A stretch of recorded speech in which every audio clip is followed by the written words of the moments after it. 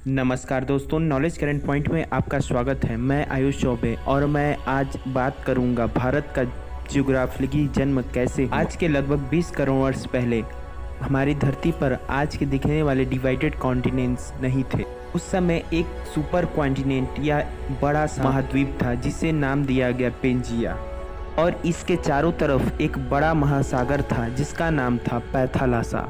और आज के सारे महाखंड इसी पेंजिया में से विखंडित होकर आज महाद्वीप का रूप ले लिया है। थ्योरी देने वाले वैज्ञानिक अल्फ्रेड वेगनर, उनका यह भी मानना था कि उसी वक्त महाखंडों में रेंगने वाले जीवों का भी विकास हुआ। दोस्तों, पृथ्वी की जो आंतरिक प्लेटें हैं निरंतर खिसकती रहती हैं, जिसके फलस्वरूप हमें हमेशा परिणाम दिखाई देते रहते हैं। यह परिणाम हमें लाखों करोड़ों वर्ष बाद पता चलता है। और उन्हीं के साथ आज के दिखने वाले कॉन्टिनेंट्स का जन्म हुआ और उसी के साथ ही हमारे भारत देश का भी जन्म हुआ। फ्रेड की थ्योरी के हिसाब से सबसे पहले पेंजिया के दो टुकड़े हो गए, जिसके उत्तरी हिस्से को लॉन्जिया और दक्षिणी हिस्से को गोंडवाना लैंड कहा जाता है। इन दोनों के बीच जो पानी भरा था, जो महासागर था, जिसे खाड़ी का नाम से दिया गया, जिसका नाम पेथिल सागर नाम दिया। पेंजिया में से अलग हुए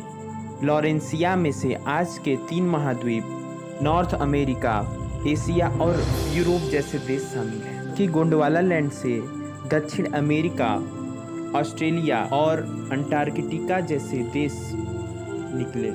हमारा आज का भारत भले ही एशिया का भाग हो, लेकिन यह हमारा देश पहले गोंडवाना लैंड का भाग रहा था। अफ्रीका और भारत एक ही प्लेट पर टिके थे। धीरे धीरे आंतरिक भाग सरकने की वजह से यह प्लेट भी सरक कर अलग हो गई और भारत की आंतरिक प्लेट अफ्रीका से अलग होकर अब एशिया के लिए बढ़ने लगी और यह एशिया के लद्दाख वाले हिस्से की तरफ बढ़ती गई। एक समय ऐसा था कि एशिया के जो लद्दाख वाले हिस्से से इसका भारी टकराव हुआ। दोस्तों, जब दो प्लेटों का टकराव आपस में होता है तो भारी प्लेट नीचे की ओर दब जाती है और जो हल्की प्लेट होती है वह ऊपर की ओर उठ जाती है।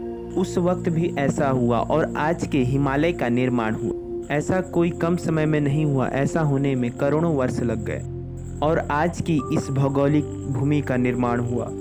दोस्तों, भारत एक टेक्टोनिक प्लेट पे टिका हुआ है जो कि लगातार हिमालय की ओर दबती जा रही है और हिमालय बड़ा होता जा रहा है। इसी के साथ हिमालय के सारे पर्वत और माउंट एवरेस्ट की हाइट साल पर साल बढ़ती जा रही है। दोस्तों, इस थ्योरी को सिद्ध करने के लिए एल्फ्रेड ने यह भी कहा कि आज के दिखने वाले सारे महाद्वीप कहीं ना कहीं एक दूसरे में जुड़ते हैं। अगर हम इन सबको एक में जोड़ दिया जाए तो पेंजिया का निर्माण हो जाएगा। चलिए, ये तो एक संयोग हो सकता है, लेकिन अल्फ्रेड ने अलग अलग विस्तार में जाकर वहाँ अवखंडों के अवशेषों को जाकर मैच किया तो पता लगा कि विविध अवशेषों के कुछ खंड एक ही थे।